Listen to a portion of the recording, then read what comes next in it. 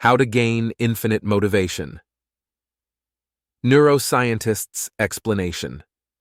Lately, I've been feeling apathetic and tired. I don't feel like doing anything, and I'm doing the bare minimum. Things that used to bring me joy have become uninteresting. Realizing that staying in this state for too long is not good, I started looking for ways to revive my motivation. I came across a very interesting podcast that explained the causes of low motivation and drive. The podcast was really helpful, at least because it gave me the desire to make this video for you. So let's get started. Motivation doesn't come from nothing. It is regulated by a neurotransmitter produced in the brain that serves as part of the reward system. This substance is called dopamine. It motivates a person to achieve a goal. Without dopamine, you would just lay flat in bed. In essence, it helps the organism survive and function. Just as some toys work on batteries, a human works on dopamine. The principle of dopamine's action is quite interesting. It has a baseline and peak level. Let's say the baseline is 2 and the peak is 4. If you taste some delicious chocolate or smoke a cigarette, the dopamine level immediately jumps to 4. After a short time, it decreases. And here's the most interesting thing. After the spike, the dopamine level doesn't return to the original, it drops below 2. The higher the spike, the lower the drop. I think you understand what I mean. You must have experienced this yourself at least once. This is what happens after achieving a major goal like graduating or getting your dream job. At first you feel great, but after some time you feel emptiness, sadness, or even fall into depression. This is that dopamine spike. Again, there is a baseline dopamine level and its peak. Let's say you discover a new video game and get a huge dopamine spike.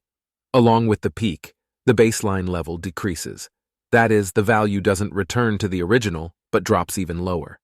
You feel boredom and fatigue and try to achieve the same level of pleasure that you experienced the first time. You play again and again, but don't get that drive, thereby only lowering the baseline dopamine bar. This is how addiction to pleasure develops. A person loses the ability to truly enjoy life. They are unmotivated and exhausted. This can lead to depression or anxiety disorder. Such spikes deplete the body, leaving it in a shattered state. The more dopamine fuel you give, the battery simply stops charging. The more dopamine, the greater the depletion. This applies not only to video games, any activity that stimulates dopamine release, food, social media, cigarettes, sweets, sports, etc. All this can get you hooked on the dopamine needle. The more often you do an activity, the less satisfaction, motivation, and desire you get. The dopamine battery is one for all activities. It is universal. In order to maintain normal dopamine levels, you need to regulate its stimulants. Let's see how to do this using the example of sports. Exercise always causes a dopamine spike. It's individual, but let's take an average case. You are neutral towards training. Yes, sweating and grunting in the gym is not very pleasant, but it is good for your health. Plus, it wouldn't hurt to lose a couple pounds. You've tried going to the gym before, but always lost interest and quit working out. So you bought a membership, started going to the gym again, and to make it less boring, you take your phone and listen to music during workouts. You also convinced your buddy to go with you to support and motivate each other. Before the workout, you drink energy drinks for an energy boost. You think about your upcoming workout and how good you will look and feel fantastic. All you need to do is keep training. So you motivate yourself. I need to work hard now to enjoy the results in the future. This will be so cool. And for now, if I work out properly, I'll allow myself a huge milkshake. So what do we have here? You don't particularly like going to the gym. To endure this discomfort, you add various pleasantries, energy drinks, music, friends. You focus on the end goal, trying to motivate yourself. Sounds good, but it is a failing strategy. First, by using external stimuli, you will only be able to perform actions when all motivators are in place. Friends, drinks, music. Pleasure will only be achieved if all conditions are met. Remove one stimulus and motivation drops sharply. If your friend can't come to the workout, you most likely won't go either. What you think of as motivation is simultaneously an obstacle. To avoid this, you need to stop chasing pleasure alone. Activities don't necessarily have to be pleasant. Ideally, you need an intermittent dopamine release. Some days the activities bring you joy, some days they don't. Pleasure should not become the ultimate goal. You can work out every day, just make sure you don't experience dopamine overload. It is important to introduce some variety. Sometimes you listen to music during your workout, sometimes not. Sometimes you go to the gym in the morning as you like, and sometimes during the day even if you don't like it. If you want to maintain motivation for studying, sports, work, relationships, the main thing is to ensure the dopamine level does not spike too often. Ah yes, about the workouts. You shouldn't dream about a beautiful toned body, about how you'll fit into smaller jeans or be able to allow yourself dessert. What's wrong with that, you ask? An interesting experiment was conducted by Stanford University researchers with preschoolers who liked to draw. For each drawing, the researchers gave the children a reward, a gold star or other cute sticker. Then the encouragement stopped, and they found that now the children had no inclination to draw on their own, as there was no reward.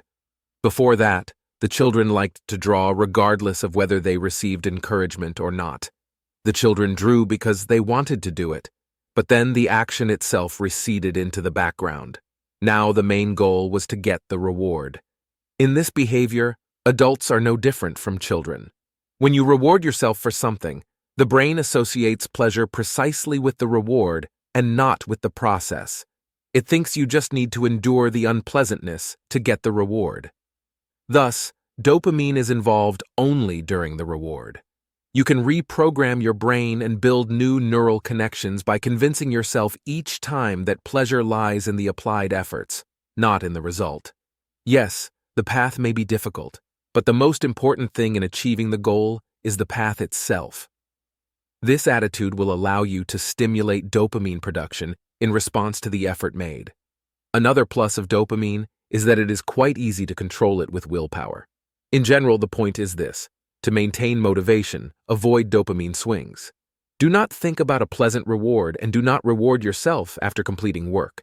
This will ensure normal dopamine production. If you want to lose weight, don't hang pictures of skinny, toned people on the fridge. Don't think about how you'll fit into clothes that are too small for you now. Don't overly motivate yourself. Let the process itself become pleasant. Intermittent fasting is a good example. Someone does a 12-hour fast between meals every day, and someone fasts for several days in a row. The feeling of hunger stimulates dopamine production, so food seems even tastier. The reward for fasting is tasty food. But over time, a person starts to enjoy the very process of fasting on an empty stomach, and thinks better and has more energy. Getting the reward goes into the background. The fasting itself becomes pleasant.